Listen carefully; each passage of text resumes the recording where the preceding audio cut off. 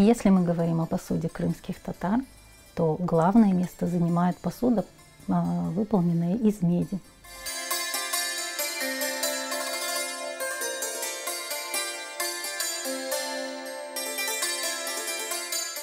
Основное место среди медной утвари занимает, конечно же, сосуд для приготовления кофе, который называется джезве.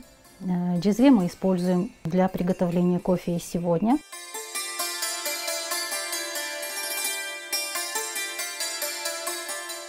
Обратите внимание на форму и на ручку этого джезве. Дело в том, что ручка выполнена именно так, с ножкой, для того, чтобы кофе удобно было приготовить на углях.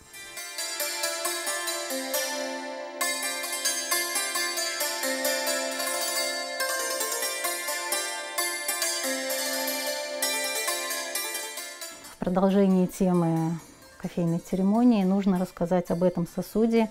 Называется он ибрых или хавелик или хаведан.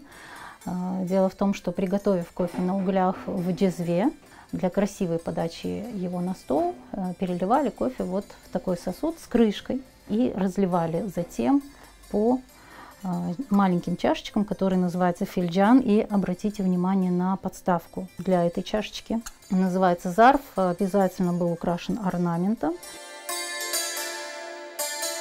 Для подачи сладостей на стол использовали посуду, которая называется тепси или мизе. Для подачи кофе на стол использовали вот такой вот столик.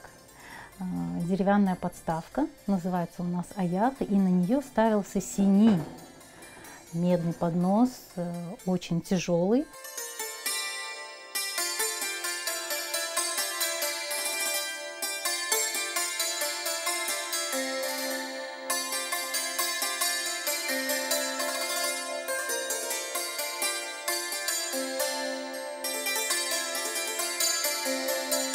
Для подачи любых вторых блюд к столу использовали посуду, которая называется саан. Посуда с крышкой, внутри луженая. Дело в том, что в исламе перед наступлением ночи обязательно еду нужно было накрыть крышкой.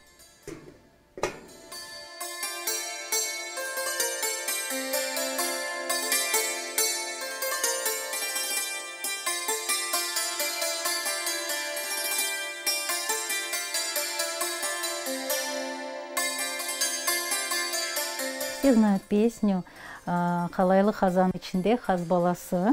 И сегодня я вам покажу, как выглядели эти халайлы хазан. Это кастрюля для приготовления пищи, внутри луженая пищевым оловом. Кубете, фулто, бурма готовилась в такой посуде, называется у нас тава. Выпекалась в печи форм.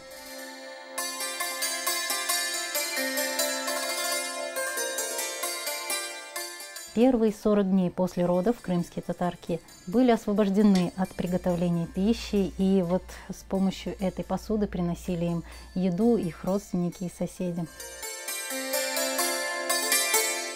Крымские татары чистоте тела уделяли огромное внимание, и для этого использовали посуду, которая называется абдес-таз. Обратите внимание, что это таз с крышкой, и крышка закрывала мыльную и грязную воду от глаз присутствующих, так как таз находился в комнате, где принимали пищу.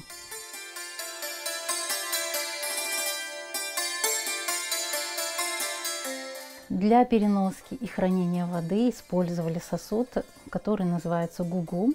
И взяв такой гугум, девушки ходили за водой к источнику чешме.